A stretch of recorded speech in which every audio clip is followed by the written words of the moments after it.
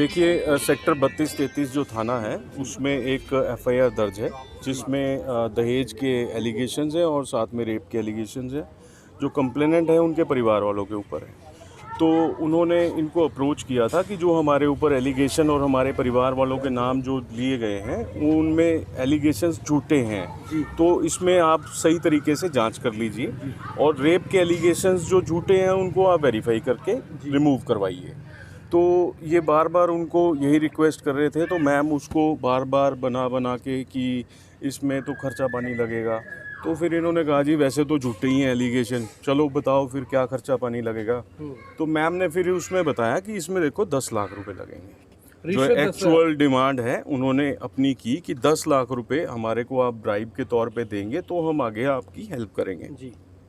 तो इन्होंने जैसे कंप्लेनेंट साइड से रिक्वेस्ट की गई, इन्होंने बताया फिर कि चलो कम कर लीजिए। फिर मैम ने नेगोशिएशन पे आते हुए उसको 8 लाख रुपए में सेटल डाउन किया, जो रिकॉर्डिंग में भी है ये इनके पास। और 8 लाख रुपए में भी इन्होंने पूछा कि 8 लाख रुपए मैडम आपको देंगे तो फिर हमारे को कैसे न्याय मिलेगा ये बताइए आप।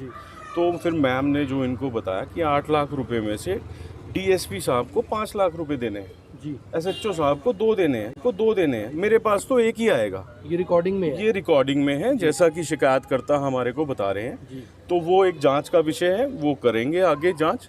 अभी क्या है, जो आज इनको पैसों की डिमांड के साथ बुलाया गया था कि आप 2 किस्तों में दीजिए। 4 लाख रुपए जो हैं वो आप पहले दीजिए, 4 लाख रुपए जो हैं वो आप काम होने के बाद दे दीजिएगा।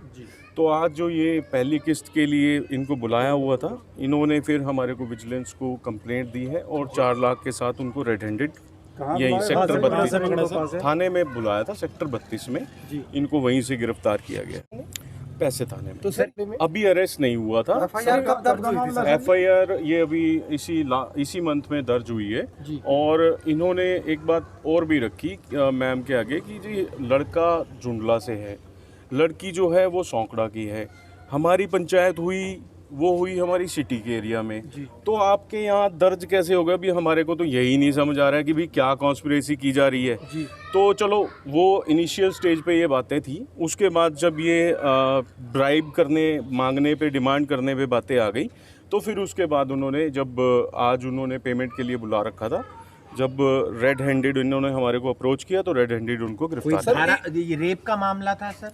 रेप का मामला। सर एक और मामला है जिसमें बीजना के एक शिकायतकर्ता ने भी एक एफआईआर दर्ज करवाई है सदर। लेकिन जब हमने आकर यहाँ देखा तो एप्लीकेशन के बीच में लड़के के पिता और भाई के ऊपर रेप की कोशिश का मुकदमा डाल के 376 और अन्य भी कई धाराएं जो वो उन पर लगा दी जी। तो हमने यहाँ आकर रिक्वेस्ट की एसएचओ साहब से, मैडम से, कि ऐसा तो कुछ है ही नहीं। तो ये लेकिन उन्होंने, मैडम ने उनसे बढ़िया वाले पैसे लेके और ये धक्के से मुकदमा यहाँ दूसरे दिन हमारी एफआईआर दर्ज करवा, यानी पैसे लेके एफआईआर भी दर्ज। बिल्कुल, तुम्हारा मुकदमा बनती है, एफआईआर हमारे खिलाफ। यहाँ की एफआईआर वैसे तो बनती नहीं, एफआईआर सिटी की बनती, कहाँ की बनती थी? पैसे लेके ही उन्होंने किया। उनसे पैसे लेके जब इन्होंने ये मुकदमा कर दिया, उसके बाद हम जब ये दर्ज हुआ, हम एसपी साहब से मिले कि साहब ऐसा कुछ नहीं है, ये झूठा हमारे ऊपर मुकदमा दर्ज हुआ है, इसकी आप इंक्वायरी कीजिए। तो एसपी साहब ने ये कहा कि कोई बात नहीं, हम इंक्वायरी करेंगे, इंक्वायरी करके उसके बाद इनको अगर गलत है तो हम पर्चा दर्ज करेंगे। लेकिन जब हम रेप के प्रयास का, हाँ रेप के प्रयास का, उसके बाद जब हम डीएसपी साहब के पास, हमें डीएसपी, कौन से डीएसपी? मुकेश कुमार हैं जो सिटी डीएसपी, उन्होंने हमें बुलाया आज से 4 दिन पहले।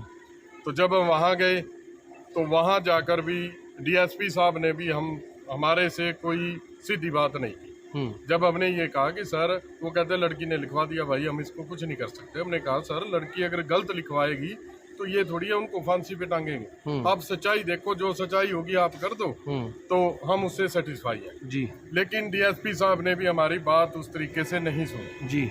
उसके बाद हम आईओ के पास गए, इनसे पूछा तो इसने, हाँ उन्होंने कहा कि आईओ से मिल लेना। आईओ कौन था? आईओ ये सरिता मैडम है जी।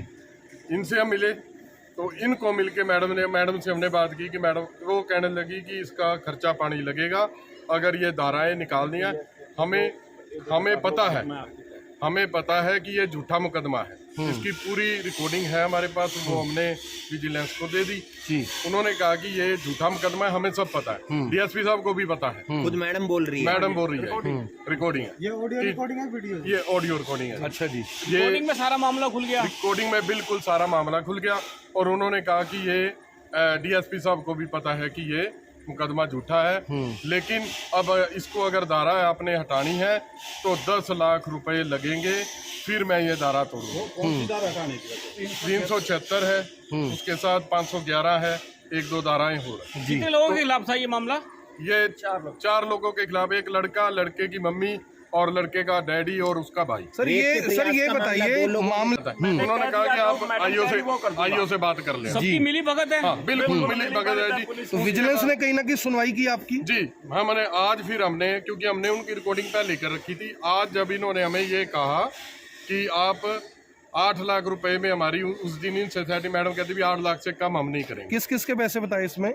इसमें कहा जी 5 लाख डीएसपी साहब का है, 2 लाख एसएचओ साहब को जाएगा, मेरा 1 लाख। ये भी रिकॉर्डिंग है? बिल्कुल रिकॉर्डिंग है। अच्छा जी, ये डीएसपी मुकेश कुमार, उनका नाम लिया? उनका नाम इन्होंने लिया कि एसएचओ कौन है? एसएचओ तो नहीं आया है जी, पता नहीं उनका नाम, लेकिन मैडम ने कहा जी। हाँ जी। तो फिर पैसे इन्होंने ले लिए जी आपसे आज? आज फिर इन्होंने कहा कि 4 लाख रुपए आज दे दो और बाकी के जो 4 लाख है वो काम होने के बाद हम देंगे। तो हमने आज फिर सचिन सर से बात करी, इनका नंबर कहीं से देखा, उनसे बात की कि सर ये मामला है और हमारा ये होगा। तो जो रिकॉर्डिंग हमारे पास थी वो हमने सर को सुनाई जी। तो सर ने फिर हमें कहा कि हम आपके साथ हैं, हम सच्चाई के साथ हैं। तो सर ने हमारा पूरा साथ दिया, पूरी टीम ने हमारा साथ तो आप रिश्वत नहीं देना चाहते थे? बिल्कुल सर, किस चीज की दें? पहले तो हम झूठे मुकदमे में हमें फंसा दिया और वही झूठा पुलिस को पता भी है कि झूठा है और उसी को तोड़ने के लिए आई हमसे 8 लाख किया। क्या नाम है सर आपका? नवजोत सिंह संधू, और मैं बीजेपी ग्रीवेंसेस कमेटी मेंबर भी हूँ। बीजेपी से आप? नवजोत जी, इसमें कम्युनिकेटर कौन है? हमारे मुख्यमंत्री, हमारे ईमानदार, हमारे गृह मंत्री ईमानदार और हमारे एसपी साहब इतने ईमानदार हैं, इसके बावजूद भी एक बीजेपी के नुमाइंदा होते हुए भी अगर मेरे से ये तो आम जनता के साथ थानों में लाखों रुपए की रिश्वत चल रही है, इसका मतलब करनाल में करप्शन? 8 लाख रुपए तो एक हमारे इसमें ही सामने आ रही है बात ये। तो मैं ये गुजारिश करूंगा तो बाकियों के खिलाफ भी कोई फिलहाल आपको बता दें कि एक बड़ा मामला यहाँ शिकायत तो मैंने खुद की है। नवजोत सिंह संधू नहीं, जो रेप से रिलेटेड मामला दर्ज कराया था उसमें शिकायत करता कौन था? जो थाने में मुकदमा दर्ज